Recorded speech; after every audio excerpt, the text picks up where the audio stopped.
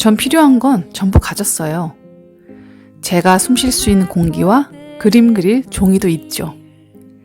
더 행복한 것은 하루하루가 예측 불가능이며 누굴 만날지 어딜 갈지도 모른다는 거예요.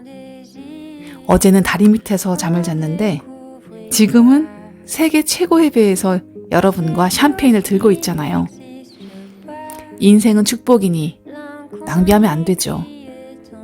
미래에 무슨 일이 일어날지 모르니 삶을 있는 그대로 받아들일 줄도 알아야죠. 매일매일을 소중하게.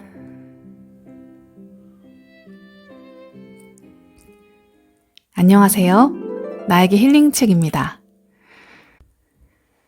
정말 한 번은 재개봉했으면 좋겠다 늘 마음속으로 바래왔던 영화가 정말 꿈처럼 재개봉을 했습니다. 소원이 이루어진 느낌이랄까? 역시 타이타닉은 극장에서 보니까 진짜 실감이 더 나더라고요. 그 시절의 레오나르도 디카프리오는 정말 너무 아름다웠고 그를 바라보는 내내 마음이 설레었습니다. 그를 더욱 멋지게 만들었던 것은 삶에 대한 그가 바라보는 태도였습니다. 그가 했던 말 중에서 가슴에 와닿았던 이 말은 바로 Make it count. 매일을 소중히 하라는 것이었습니다.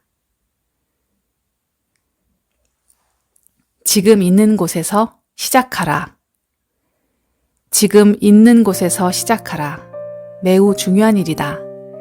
통렌 명상을 비롯한 모든 명상 수행은 준비를 완벽하게 갖추고서 시작하는 게 아니다. 당신이 존경받을 만한 사람이 되어야 할 수 있는 것도 아니다. 설령 세상에서 가장 난폭한 사람일지라도 지금 그 상태에서 명상을 시작할 수 있다. 자신에게 추악하고 엉망진창인 면이 있다는 것은 오히려 명상을 시작하기에 더없이 좋은 조건이다. 세상에서 가장 깊은 우울의 나락에 빠져 있다 해도, 가장 깊은 중독의 구렁텅에 빠져 있다 해도, 가장 시기심이 많은 사람이라 해도 그것과 상관없이 명상을 시작할 수 있다. 어쩌면 세상에서 당신만큼 자기를 미워하는 사람이 없다고 생각할지도 모른다. 그래도 상관없다. 그럼에도 불구하고 당신은 명상을 시작할 수 있다. 이 모든 것이 명상을 시작하기에 더할 나위 없이 좋은 조건이다. 지금 당신이 있는 바로 그곳에서 시작하면 된다. 독이 아니라 약이다. 우리가 좋아하는 대상에 대해서는 가래하고 싫어하는 대상은 혐오하며 좋아하지도 싫어하지도 않는 대상에 대해서는 무관심하다. 가래, 혐오, 무관심을 세 가지 독이라 한다. 이 세 가지 대상은 세 가지 독이자 세 가지 공덕의 씨앗이다. 독이 곧 약이 되는 것이다. 뭘 하든 독이 사라지게 만들려고 애쓰지 마라. 자신이 가진 것을 잃을 뿐 아니라 신경증에 걸릴 수도 있기 때문이다. 눈앞에 벌어지는 모든 혼란스러운 일들은 그것 자체로 당신이 가진 풍요로움이다. 세 가지 대상은 세 가지 독이자 세 가지 공덕의 씨앗이라는 관점에서는 독이 생길 때 자기 마음대로 지어낸 이야기를 내려놓아야 한다. 마음에서 일어난 독을 겉으로 표출하거나 속으로 억압하는 대신 그 상황을 자신의 가슴을 느끼고 자신의 상처를 느껴보는 기회로 삼아라. 갈망, 혐오, 질투, 만신창이가 되었다는 느낌 아래에 부드러운 마음이 존재하고 있다. 가망 없음, 절망, 우울함 아래에 여리고 여린 마음이 존재하고 있다. 갈망, 혐오, 질투 등이 일어나거든 지나치게 과장하지 말고 천천히 부드럽게 다스려라.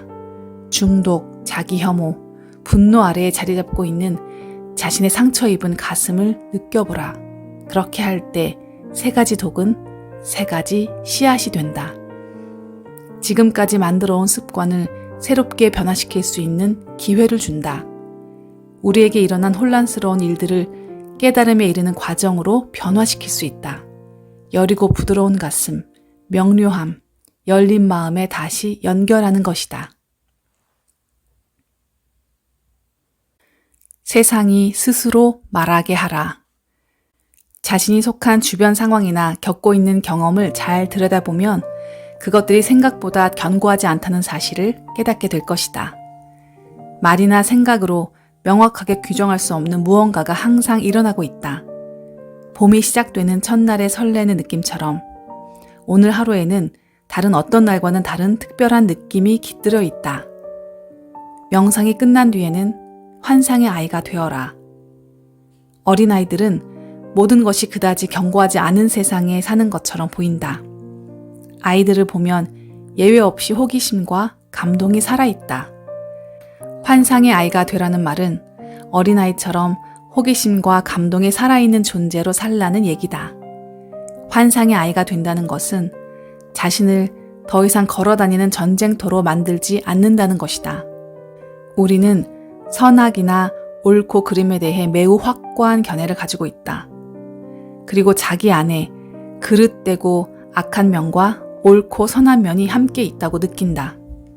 기쁨과 슬픔, 승리와 패배, 이득과 손해와 같이 정반대되는 것들이 우리 안에서 전쟁을 벌이고 있다. 진실은 선과 악이 공존하고 신맛과 단맛이 공존한다는 것이다. 서로 반대되는 것이 아니다. 눈과 마음을 활짝 열고 지금보다 깊은 차원의 인식으로 들어갈 수 있다. 완전히 새로운 경험의 차원으로 이동해 가는 것이다. 이것이 바로 환상의 아이가 되어라는 말의 의미다. 기대와 두려움에 휩싸이지 말고 언제나 새로운 눈으로 세상을 보라는 의미다. 편견과 판단을 내려놓고 가벼운 마음으로 더 또렷하게 자신의 기대와 두려움을 마주할 수 있다. 이쯤 되면 세상이 스스로 말을 건넬 것이다. 자신을 친절하고 온화한 태도로 대하는가? 정직하고 투명한 시선으로 바라보는가? 자기 자신을 대하는 태도는 세상을 경험하는 방식에 영향을 미친다. 실제로 세상을 경험하는 방식을 완전히 바꿔놓을 수도 있다. 자신을 대하는 것이 곧 타인을 대하는 것이고, 타인을 대하는 것이 곧 자신을 대하는 것이다.